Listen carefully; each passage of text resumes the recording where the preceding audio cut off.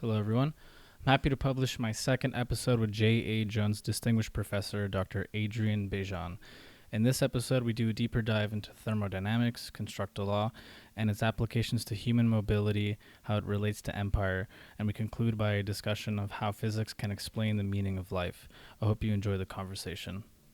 So speaking of engineering, I do have some thermodynamics questions that were given to me by my former roommates who have done their either the BAs in physics or their PhDs in physics. And they were asking, uh, what is thermodynamics? What is time?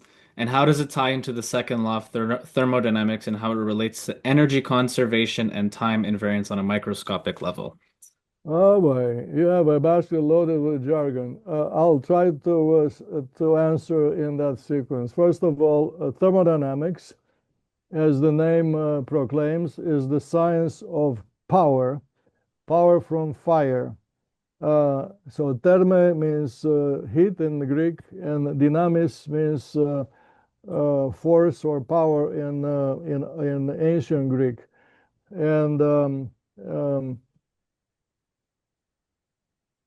and the pioneer who later became Lord Kelvin picked this name for the fusion or the merger of caloric theory with mechanics, which is Hmm. necessary because the steam was exhibiting uh, those two behaviors at the same time. You could heat it and then get the heat back through cooling. That's caloric theory, the steam. But the steam was also pushing things, would expand like a spring, and that was a mechanical behavior.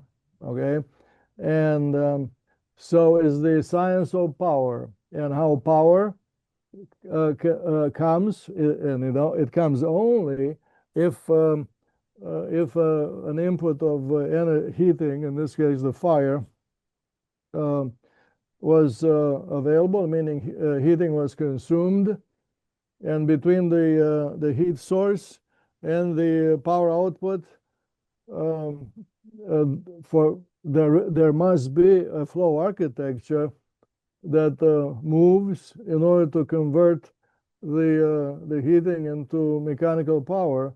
And Hmm. of course, the story is slightly more complicated. Uh, Thanks to Sadiq Carnot, a portion of the heating has to be rejected to the cold ambient.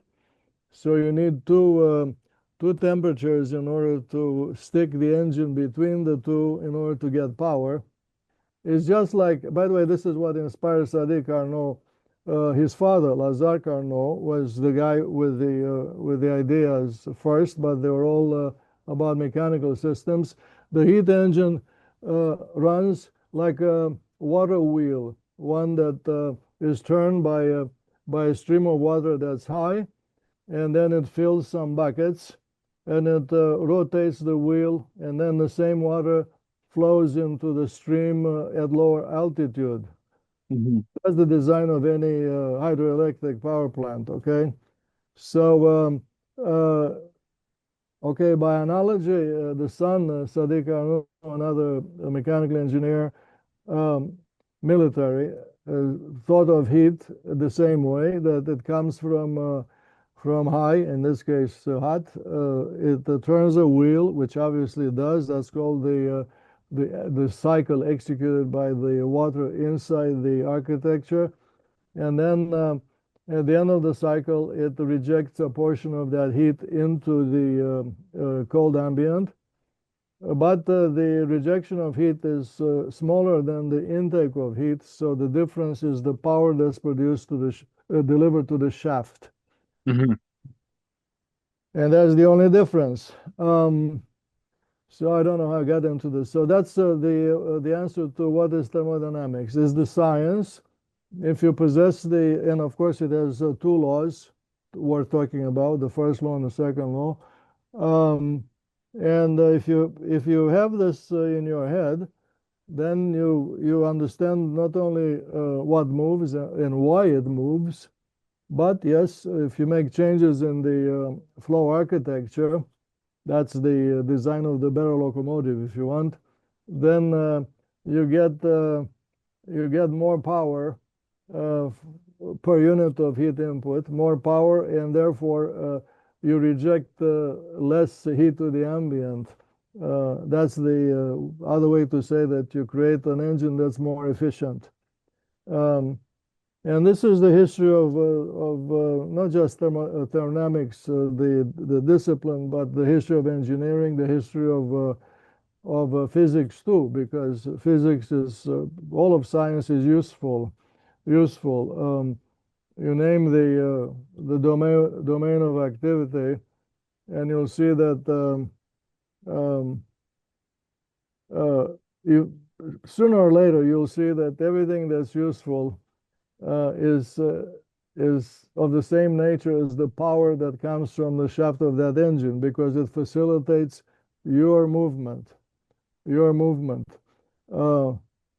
I need to add, this is now from the Constructal Law, that the power produced by all the engines envisioned by makers of engines and teachers of thermodynamics, that power is destroyed instantly for the purpose of moving something, and pushing a vehicle, or turning the spindle of a lathe or something to manufacture something. All of that is the dissipation of the power. So, and that dissipation transforms into heat the power that you try to extract from the engine as something different than heat rejection. Hmm. Meaning that if you put together the engine with the user of the power, you end up with let's call it cohabitating couple that dumps to the ambient the same rate of heating that the couple, meaning the engine, received from the fire. Okay. So that is energy conservation, okay? That heating from the fire driving the engine, then the engine drives the movement. All of that eventually is the dumping of the heating from the fire into the ambient. But in this case, because there was an engine, you changed the landscape, you changed the surface of the earth. Movement has happened because of human ingenuity, Right. which is the engine. So that's a huge difference. Um, so, and that ingenuity, okay, we call it science or whatever. The one of the big, actually, is the biggest thing that led to current lifestyle and prosperity and safety, and um, all these things we take for granted come from the fact that uh, power, electric these days, power is very cheap. Yes. It's so cheap nobody asks. In fact, a lot of it you are not asked to pay. In the airport, you stick your thing into the plug in the wall and to charge. You get this is so. I'm ashamed when I accept the freebies, Uh, but it is the you say to the credit of those who improved and improved and improved, and then and they found and they still keep finding sources of what to burn, okay, what to Hmm. burn, meaning fossil fuels, but also these renewables. They have to be imagined like wind power. Then you have to develop a brand new technology of how to capture that power more and more efficiently. Is the same with, there are many brands of this so-called renewable energy, um, which okay, they require ingenuity, and um, but along the way, every watt of power produced becomes cheaper and cheaper. Um, Does it get cheaper because of economic reasons of supply and demand, or because we just are better at producing power? Is the latter that the power,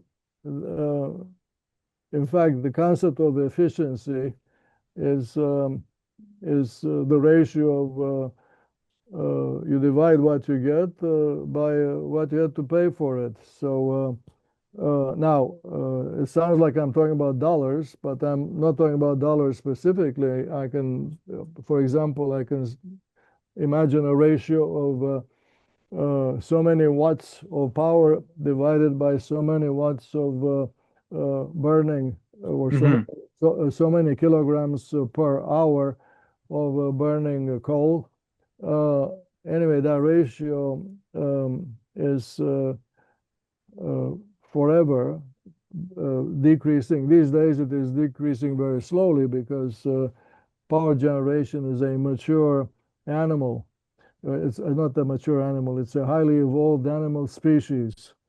Uh, your cat is no different than the cats in Egypt, 5,000 years ago, Right. because 5,000 is nothing. It's like a, a blip on the chart at the hospital. You know. Um, the felines are very, very old on uh, in the history of Earth. Uh, yeah, by the way, animals with vision, where recent specimens only 2 million years old, um, but animals with vision have been around 500 million years, Hmm. and uh, and that is 1/10 of the age of Earth. So, so we're actually talking about peanuts. We're talking about meaning, okay, I know more than others, but what I know is I know about a very, very short period of time. Hmm. And if you really, in this country, they don't teach history, but in the old country, they taught the history of basically antiquity, or Hmm. even the prehistory is about the everything after the Egyptians. So that's 5,000 years. That's nothing. It's all very interesting, and of course, it has given birth to civilization as we know it. Every every brick in that edifice is that young, okay, that young. Uh, Writing, for example. Forget about science. I'm just talking about writing, and that takes instrumentation to do some writing, not just a convention of what this sign means. Hmm. Uh, Before that, of course, speech evolved by itself for much, much earlier. Um, Before that, there are other um, uh, discoveries or inventions. The big one was fire, meaning domesticating the fire, which was followed by the invention of clothing. And then only because of clothing, the hominids from sub-Saharan Africa were able to migrate northward. Without this artifact clothing, they would have been unable because it was colder as you went north. And, Right. uh, and then when they arrived north, they bumped into Neanderthal, who my understanding is, I may be wrong, but I think the Homo sapiens learned boating from the Neanderthal, who were already in Europe and such places in the Arabian Peninsula, and they migrated all the way to the Pacific. That was the first spreading of the first mixture of the Homo sapiens with the other hominids, Neanderthal and Denisovans. And then you and Adrian came after that when this mixture they called Melanesians Hmm. uh, had sex with the Neanderthals again. So that was the birth of the Middle Eastern type. also known as the European or the Indo-Iranian. Yeah. The faces look the same, never mind the skin color. The morphology, the relative sizes of arms to torso or legs to torso. These are a particular sketch, a silhouette. If you're into art or drawing, you learn that okay, a European body doesn't look the same as a sub-Saharan one. Mm-hmm. And then finally, the Middle Eastern type interbred with the Neanderthals again, and the result was the East Asian type. East Asian, all these people originating from places like today Mongolia, China, Turkmenistan. They're built differently, and the best way to get a feel for how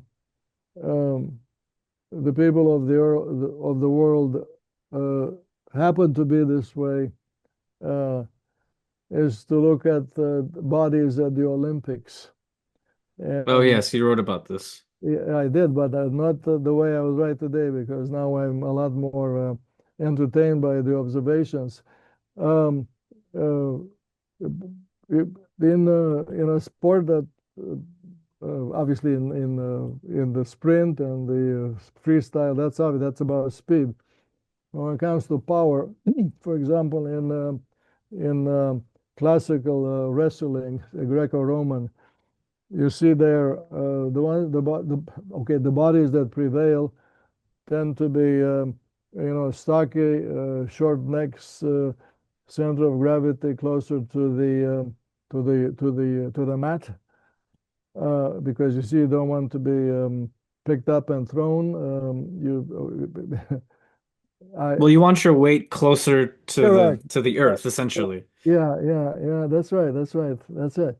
And then after you witness the difference between winner and loser, you should ask what's the difference between the two bodies, and that's what I do. And then I recognize that geographic origin has a huge effect. Geographic origin speaks of the interbreeding I was sketching for you. Mm-hmm. Because back then the mixing was short scale, short distance, Well, it was very regional, right? Because people were But not traversing correct. across countries, even though countries didn't really exist back then. It was exactly that. It was a personal encounter. That's basically uh, how you find your mate, okay? Um, and so, yes, that's one laboratory to enjoy, which is sports. Um, by the way, sports obviously uh, are a platform where the merit system is in play. And so clearly winning is different than losing. Everybody's free to enter the competition. But at the other end, meaning on winner's podium, uh, there is a story meaning a message that's worth learning, which is that winning takes several things, not just training and good coaching and good medical care, and of course good food and shelter and cheap airplane tickets to fly to all these competitions. It also it also takes a particular kind of origin, um, depending on the place and the lifestyle of the home or family that raised this kid. There's a What's your great best example for this? what? What's the best example for this? Well, when I don't. I'll tell you, as a kid, I grew up on the Danube, across the Danube in the Delta. There's a community of a religious sect from Russia that fled from Catherine the Great. They were being persecuted, and they found freedom in this spot of Romania, which is the marshes of the Danube Delta. There are no roads there, no roads, obviously nothing, train, nothing. These people have a life of water. They are fishermen. And from little boy to grandfather, that's what they know, and that's what they do. They're very peaceful. They don't. They're they're my neighbors across the Danube. Okay, listen. And then all of a sudden, in the '60s, there's this person who is unbeatable in everything, kayak, canoe, and everything. A Romanian kid from this swamp, because as a kid he was rowing the boat. I mean, rowing the boat, meaning he had a feel for the water, Hmm. feel for the interaction of everything from mind to hand to oar, and then the motion of this big thing. And in the Romanian history, he's the most famous athlete. He What's died his about name? Ivan Patzaikin. I, if, I haven't Googled him, but he was quite a character. Truly a free man. Uh, he won a huge number of gold medals. But now, of course, he gave the idea to other children from his area. And the most recent Olympics in Tokyo, one of these kids from the same place won the gold medal I forgot what, but it involved pulling of the oars, you know. Like rowing. Yeah, there are several races. There's the kayak, the canoe, and then the oars with the I mean, singles and then double, and then 8+1. Just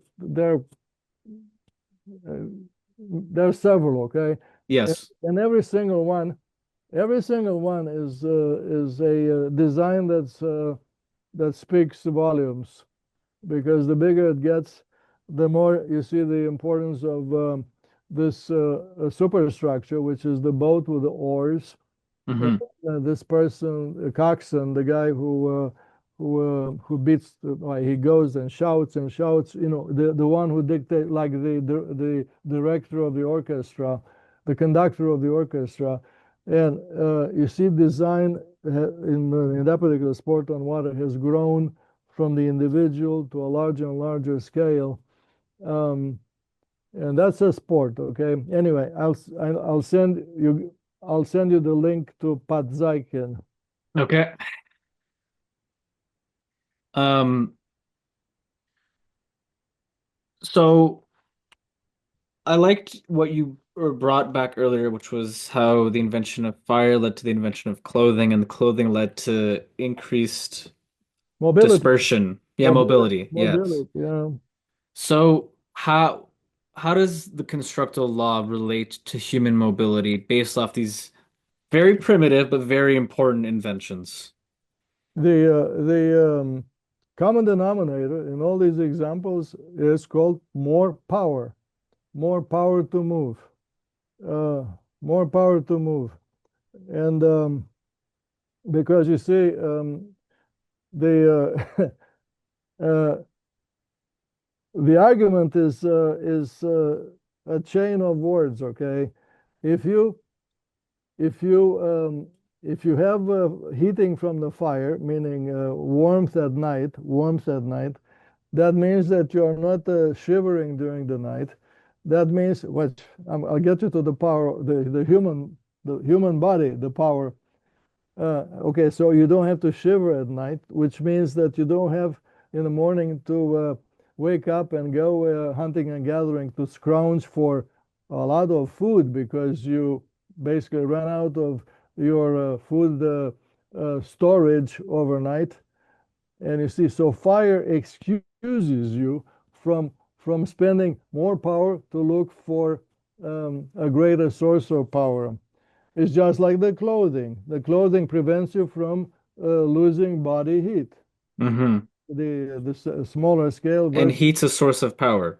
yeah, heating in, yeah, the heating. Yeah. I'm constantly losing heat now. If you get me mad, I'm going to lose even more heat, okay? The, it is all about you, the individual, and the things that you attach to yourself. You don't realize everything you attach to yourself, including the iPhone. They empower you physically. They increase your power to find a short path to the grocery store where yes, that's right. You don't have to go search through newspapers to find out how the weather will be tomorrow, meaning it excuses you from making efforts, plural, that your parents and grandparents and the elders were forced, they were used to to pay for, pay with the movement of their own bodies, walking as opposed to riding in a car. Well, that's the best example. Now everybody is not walking, okay? Not walking. True. I mean, how how can you get lazier than present day Adrian? You know, it's embarrassing if you know history. But the common denominator is that all these advances, and by the way, I can go to antiquity because this story with the clothing and the boating was just the beginning. Domesticated animals, obvious. You would not have had agriculture if you did not have the beasts of burden, you know, the ox and the horse. Simple, okay? Domesticating asparagus too. The first domesticated animal was the dog, Yes. even before agriculture, because it was all about getting food, meaning hunting. Hunting became stepwise more productive and easier with the dog, and safer too, because the dog, by the way, back then, the Homo sapiens, the specimen was very, very easy food for other predators. If you look at the basal reliefs of antiquity, you see people being eaten by animals, you know. And to this day, you hear horror stories in places like India, the tiger, you know, raids a village. Uh, Hmm. um, and Europe is full of whatever, uh, if anything, like call them fairy tales about this kind of danger coming from the dark of the forest. You know, get to know your history. You not long ago, we were all savages comparatively. Right. Um, Right. and but anyway, that was a hard life, and it was a short life. Short life. Hmm. Why? Because those individuals had, compared with today, very little gas in their tank. Okay, You mean hunter-gatherers or early civilization? they all had a lot less. The poorest were these prehistoric folks hunting and gathering, um, and then they became advanced in this period of the one that's taught in class. Okay, past 10, agriculture came online 10,000 years ago. That's when that train, which included uh, carts, you know, with wheels pulled by ox and horse. That's when they spread into Europe. Right. Um, and so yeah, the the spreading of the Homo with a cart was of the same kind as the spreading of the same Homo sapiens with the train on rails. Yes. Much slower but slower slow was the concept was not known in look at what the Romans did. They paved Europe with a construction technique that got its power from work animals. Right. they when they conquered Dacia, which is today's Romania, they moved with by cart, pulled by, I think it must have been oxen, 50 tons of gold from today would be close to Slovakia. That's where the gold mines are. Mm. All the way to Rome. Look at the map. It's a Look long at, distance. yes, 50 tons. And obviously they had to, no, they needed their army to do this and to prevent, what do you call these people who rob the traveler, en route. Oh, yeah, there's a certain term for that. The Pirates? pirates, Yeah. the Robin Hood kind of people. Yes, yes. Uh, and they but that was the plan. I mean, that was the reason they occupied the Dacia. Hmm. Um, and Okay. they must have done that in other places. Anyway, Okay, so the Roman Empire is a good example for this question that I have. So since you say we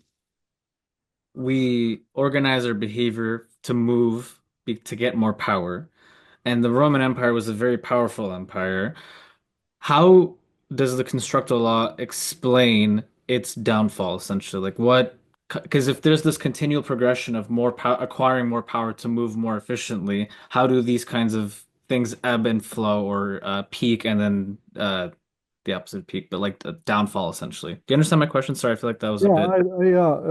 I understand it, and I've I've heard glimpses of the answer when I put these small things together. What happens in, say, the evolution of a social group, in this case, an empire, is that is very similar to what happens in the evolution of a team, for example, a soccer team. If the organization is uh, perennially successful, perennially, then every new generation uh, is born in is born to have an easier life, Hmm. meaning wealthier, um, yeah, not as demanding or as brutal as the lives of the elders, who, by the way, to have this high level of civilization, and yes, they had peace inside the empire, the Roman Empire. The elders had to fight wars almost all the time on the periphery. Hmm. Rome expanded in order to keep the attacks farther and farther from Rome. Right. So the elders were hardened, and they had short lives. And then came one new generation after another. Then, of course, was Christianity being declared the religion of the empire. Um, a new hierarchy was added on top of the Roman hierarchy, the monarchy itself, and um, and so two things conspired. One, the easier life. Uh, uh, what I read is that the taxes increased um, significantly, And and taxes decrease mobility of the average person, right? yeah, Because they have less money. taxes are the negative incentive to the producer, Hmm. because you have to ask in a society, where does the food come from? Just I was asking about the power in the electric outlet. Nobody is asking where that comes from. I'll tell you where it comes from. It comes from from people who every day work with fire, in these coal-driven or natural gas-driven power plants. Here we have a natural gas power plant that electrifies this entire Duke University. It's a very Hmm. good thing, because when there's a power outage somewhere in the vicinity, because of a hurricane, Duke University is the only place where you could come and check your email, you see. uh, so, so that's what happened. People became they got used to a relatively easier life. I read somewhere that during this period that is called the downfall of the empire, the it's called the clair in French. The population who were the prelates, serving the church, Hmm. had multiplied, and they were being paid by the state. In other words, they were uh, because the church was a state religion, and they were not working in the fields. I'm trying to say, okay, Hmm. and so that added to the uh, I wouldn't call it burden, but it's a word like the group of those who are not producing. Um, Yeah, there's a form of like leeching, Not essentially. leaching, but more like a having to carry a backpack. I'm talking about the state, a backpack Hmm. that previously did not exist, Okay. and um, and these things added to the point of bankrupting the state. That was the and of course the danger today in America is exactly that. If you look at spending money that you don't have is the apparently the philosophy of the government for several decades. The national debt. That is a dog that's gonna bite you sooner or later. Hmm. Um, um, so oh, and I started with a winning soccer team. On a winning soccer team, every new kid who joins the team when the famous team is at its peak, uh, and the same is true of the new coach, is unaware of the fact that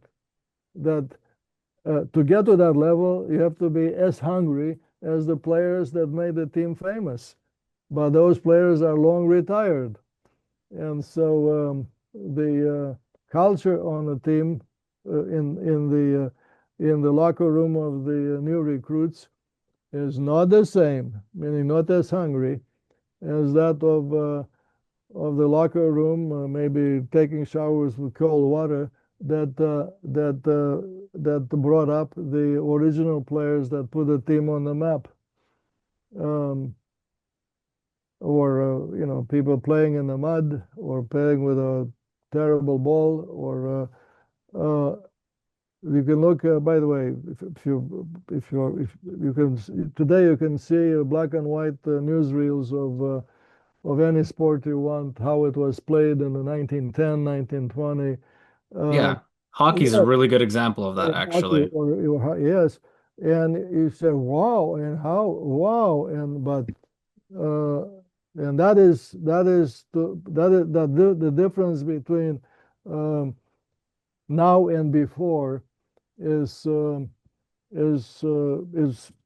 deeply educational, and that is what I teach when I teach this design in nature.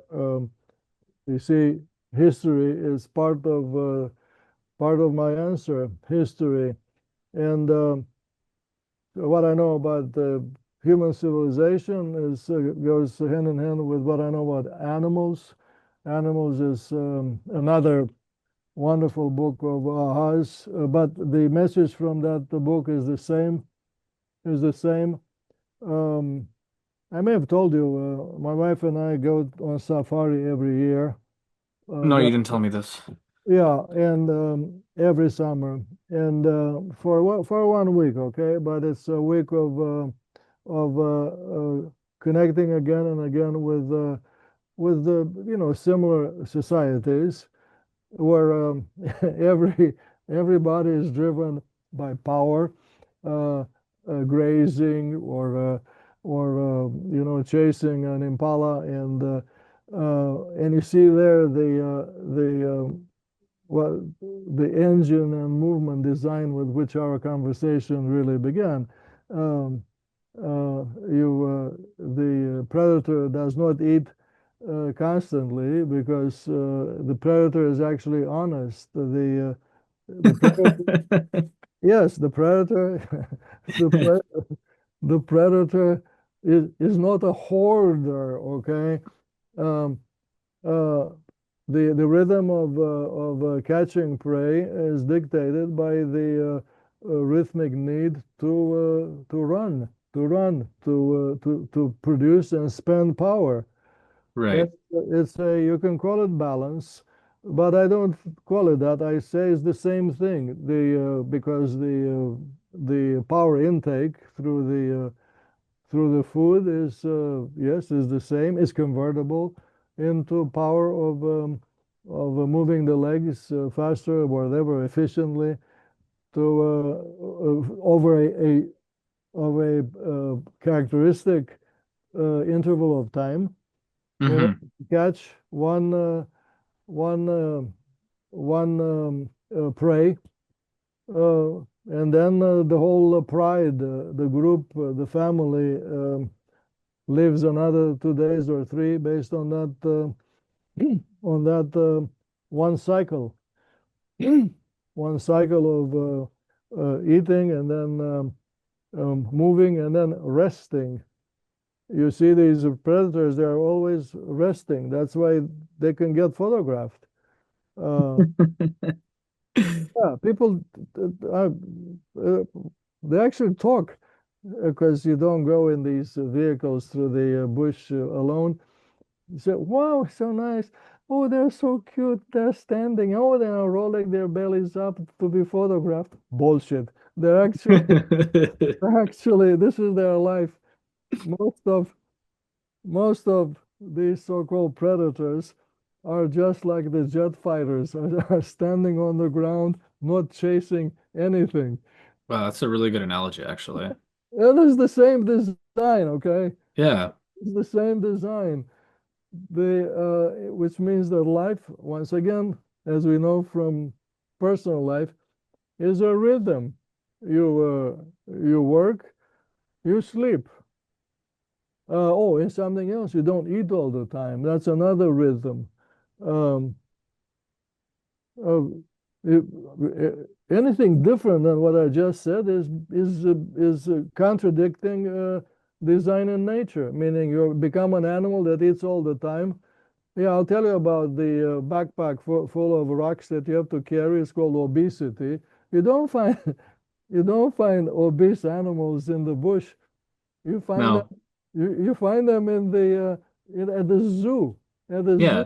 When they're Uh, domesticated. No, they're caged. They are caged. Yes. Yeah, they're caged. Excuse They're, me. they are fed regularly, and they're not doing any work, meaning on themselves to spend, to stay lean and Yes. ready to kill the attendant.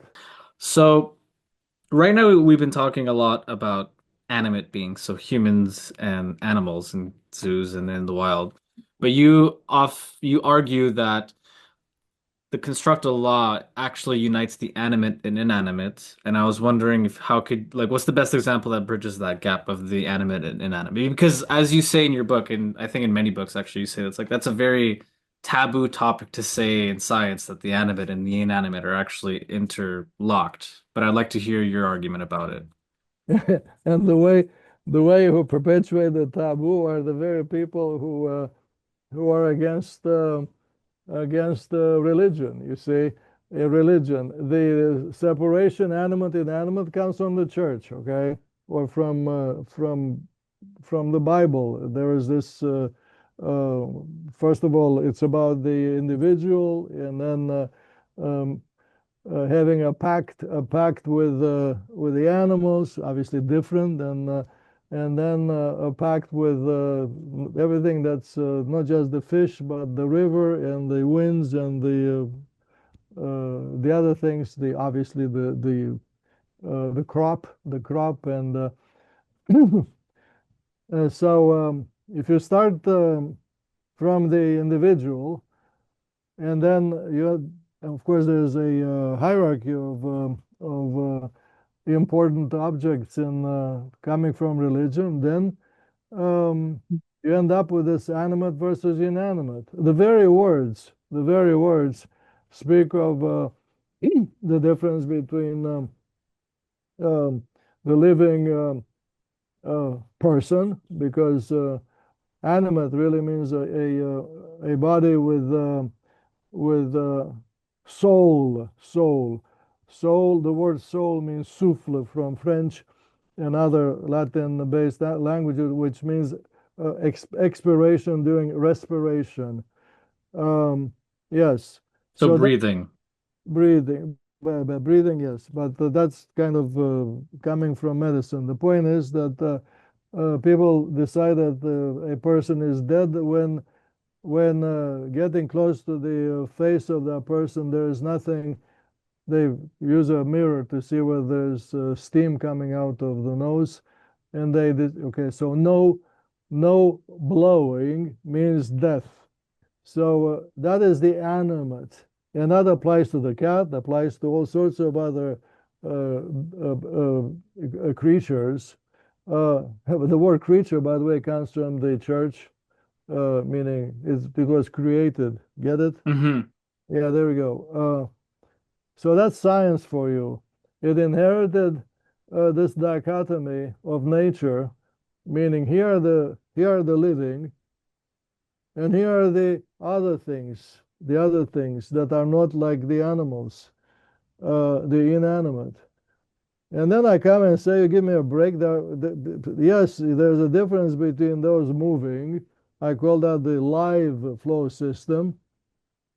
Yes, and then there's the rest, which used to be moving, but it stopped moving, and that is the dead state. By the way, thanks to Stodala and those people in 1800s, that's the dead state, also known as the equilibrium state. Okay, but over here where there's movement, um, that movement is happening because of power coming from an architecture that forced that object to move. Animal body or body of water in the river. Mm-hmm. The whole earth is a heat engine. A heat engine. The fire comes from the sun. There's all this everything that moves on earth, including the two of us, is driven by power from the sun sooner or later, with some intermediaries such as the plantation of, you name it, the wheat, the corn, whatever. Uh, but and then at the other end, you have a dissipation of that movement, as I explained earlier. But the only difference in this bag of live flow systems is that some of them, meaning the so-called animals, are more complicated.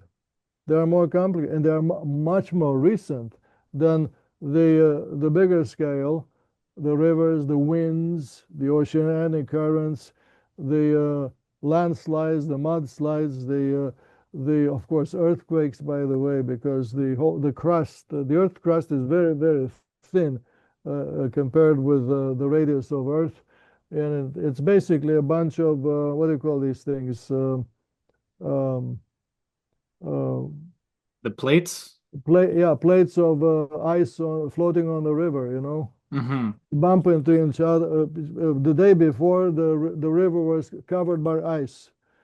But then in the morning, if the sun comes up and if the sun is strong enough, then you would be foolish to try to walk across the river, because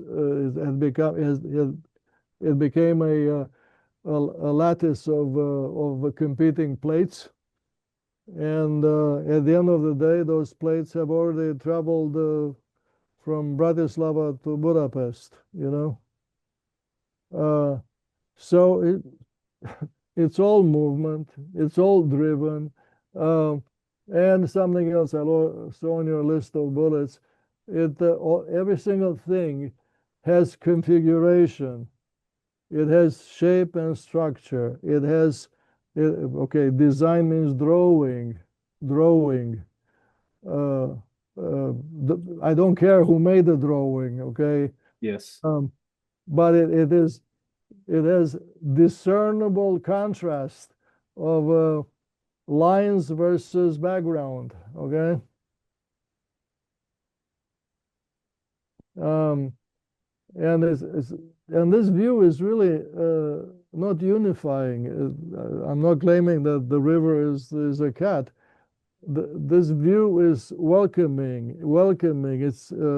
There are people with this diversity and inclusiveness. Well, it's about inclusiveness, and to the point that I don't see, I don't, I don't see a difference really Hmm.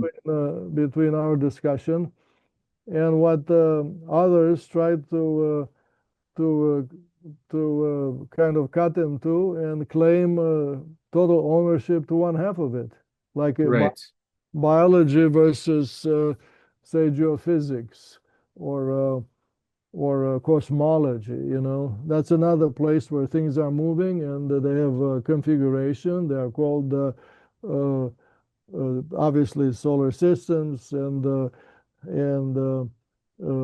webs of celestial bodies and filaments, and I laugh. I wrote a paper about this. It's a huge scale version of the snowflake. Snowflake. Hmm. Uh, that too is solid, but I predicted it, and that was fun. I've also predicted things about the so-called celestial bodies, namely the hierarchy of that. Um, they and again, if you liberate yourself, yeah, liberate yourself uh, to include in your field of vision everything that moves, then you become a lot more powerful as a predictor of things. You become immune, really, to being surprised by coincidences. Um, I'm not sure it's a good thing to be immune to surprises, but but since I like you, I confess, I confess. I had a Appreciate it. wait. I had a student here uh, who now works in Munich, American guy, um, who 10 years ago he took my course in Design in Nature, which is the books which are predictive of what will be, meaning why I'm not very easy to surprise. So one day here you learn about something about Duke students. He says, Professor Bejan, you should change your name. Forget about this Bejan name, Bejan. You should you should call yourself Nostradianus. It's not very humble. I did not call myself that, but Yeah. it was a pretty good joke because several of these students, even I teach every spring, they come with these questions. Can you predict this? Or why does this happen? Oh, can you predict the rankings of basketball teams in the NCAA whatever bracket? Of course I can. Uh, can you predict university rankings? Yes, of course of course I publish these things. Yeah, Uh, you have a chapter of that in your book. yeah, yeah. It's about movement, mobility. For that, you need an attractor because these things, the students converge from an area, from the whole globe these days, to points of attraction. Some are major, meaning that they accept a small percentage of the applicants. Others are not so major. Uh, but it is the kind of movement that the water demonstrates when falling as rain on the plane. It it seeks the attractor, which is the lowest point. Okay, it could be a drain somewhere, or it could be the mouth of the river at the sea. Um, but it's in the whole globe is a tapestry of these area to point flows. And so if you know the attractors, then you know the movement, or if you know the area, you know that over time that area will be occupied by an increasing number of attractors or sinks, because the travel becomes easier, communication easier, meaning you can teach applicants a lot faster, and you can teach with images and videos what to expect if they become students at Rutgers. You see, you can, meaning education itself has become just like the clothing and the boat, all of that. Education itself has become a huge design for saving power. Uh, Saving power. Saving power, meaning saving the power of the student. Uh, I'm not saying it's a good thing. I think the students should be pushed through the ropes, okay? But in the other day, I was in another conversation like this, um, that everything where I was raised, you told me your grandfather is still alive, your grandparents? No, no, they've passed away. My Yeah, parents are still alive, obviously. ask your parents grew up in Czechoslovakia? Yeah, ask them. They will tell you this. Back then, everything was done pencil and paper, pencil and Hmm. paper. Okay, slide rule, not all these computers. And in elementary school, they were taught not only how to write by hand and how to make drawings, but they were taught calligraphy, how to write. Yeah, I think my parents mentioned that actually. Yes, yes. Yes, that's right. All of that takes effort, takes time. It could be called low tech compared with what these people do here today. And so, by the way, this is the kind of laziness that comes through advancement, and it has the effect of dumbing the society, dumbing it, because you could look in the grocery store, they cannot do addition and subtraction and division mentally. Okay, Hmm. they have to use the machine to tell you something, to give you change. Yeah, the skills have atrophied, is what you're saying. The skills, if they existed, correct, they are not there anymore. Uh, that is the destiny of the lazy athlete, or the fat athlete. Okay, it is to lose the race. Um, Hmm. and so education has become almost effortless from the point of view of the student. They go, and the teacher shows them slides or videos. The student doesn't write anything down, uh, and all of that amounts to zero transmitted from hand to mind, meaning the hand of the student to the mind of the student. And that's why I insist on no machines on the table. You have to take notes by hand, by writing.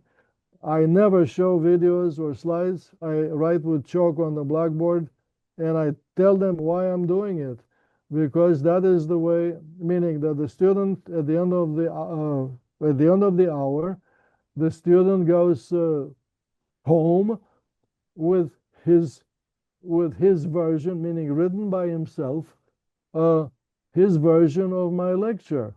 Mm. Not my lecture, but his version of, meaning his story of what he heard from me. Because this is what I got when I was in school in Central Europe. Right. Uh, but science came from that kind of school, not Hmm. not from what goes on today. Yes. And it's interesting because last week we ended off on the note of knowledge is the ability to affect design change, which is not information. And what you're arguing essentially is that people are more not they're more informed about things because you can access anything through the internet or whatever is on the internet or digitized, should I say, but they're not more knowledgeable per se because they can't apply it. Now, there's obviously other factors that influence that. It's not an isolation, There, but there, you're kind of self-confirming the point right there. yeah, right. Because to know, meaning this being informed, that it doesn't make you a top level soldier or a player. To be a doer, to be a doer requires training in how to throw punches and no, but basically training on how to pick yourself off the ground, Hmm. receive a punch. There's a difference, and for example, the good military system actually teaches this sort of uh, uh, self-reliance and success through athletic upbringing. There's going back to the Romans, Robert. There's a dictum from the Roman army. Um, it's maybe you know it's mens sana in corpore sano, which means healthy mind and healthy body. Hmm. And that speaks of the importance of sleep, the importance of obviously being educated to know the difference between what to do and what not to do, uh, and then healthy body, uh, which is the result of that kind of mind, meaning eating well and obviously not getting drunk on the way to the battlefront. And um, but yes, healthy body. Napoleon was asked about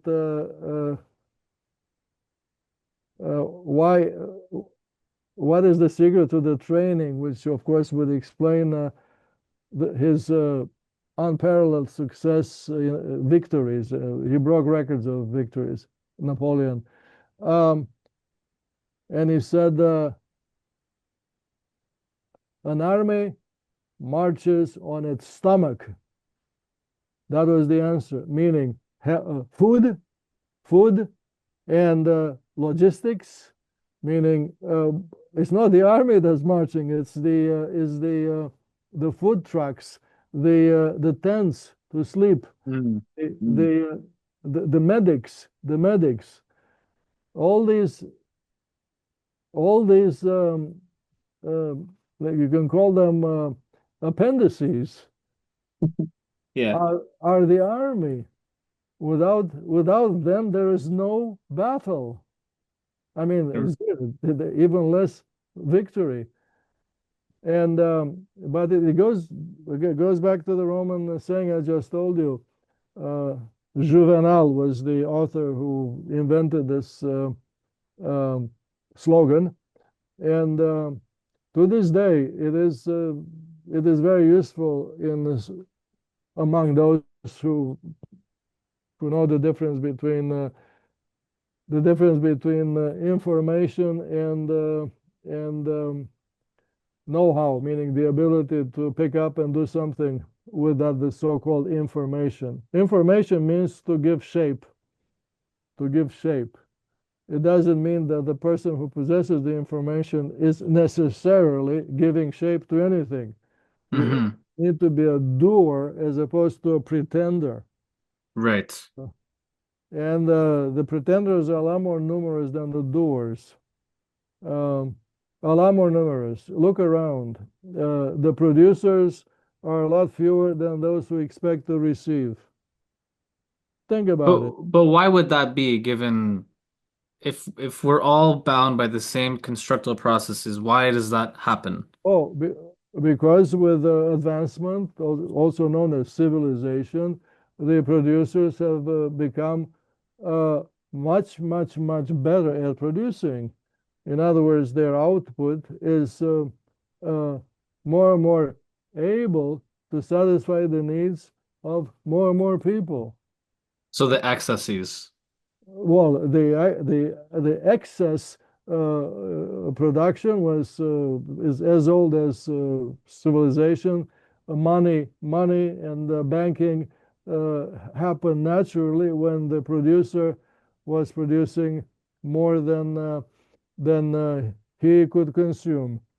Before that, when the production was meager, uh, commerce existed in nature. I'll trade you one sheep for one sack of potatoes. I don't know. You get it? Yes. But that was a kind of a very, very, very uh, s- small volume or rate of production from both ends of that exchange.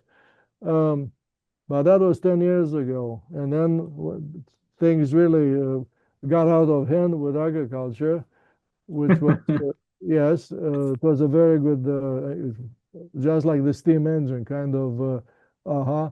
Um, and then people were able to store food.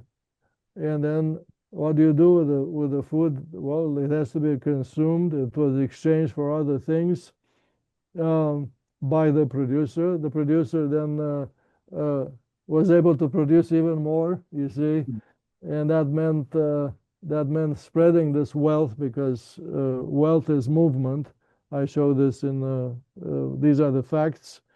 Uh, I'm not doing empirical work, but every once in a while I show people, here are the facts, okay?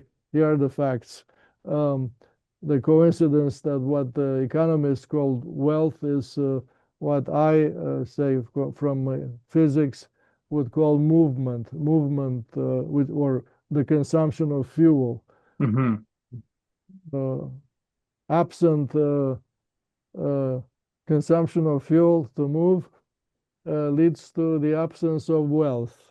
Uh, um, it's about the difference between, sorry, no difference. The why you should ask yourself, uh, what do you need in order to live? Okay, yeah, and yes, the list is. But this is the beginning of our conversation today. You need food, you need shelter, you need warmth, you need mobility, you need to be able to travel to the next town to find your wife, and you see, or to go to the hospital.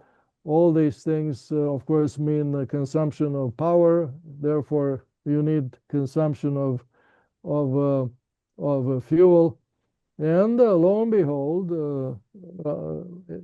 older people older than you, uh, understood this chain of needs and came to the conclusion that what you need is money. You need you need money, meaning you need wealth.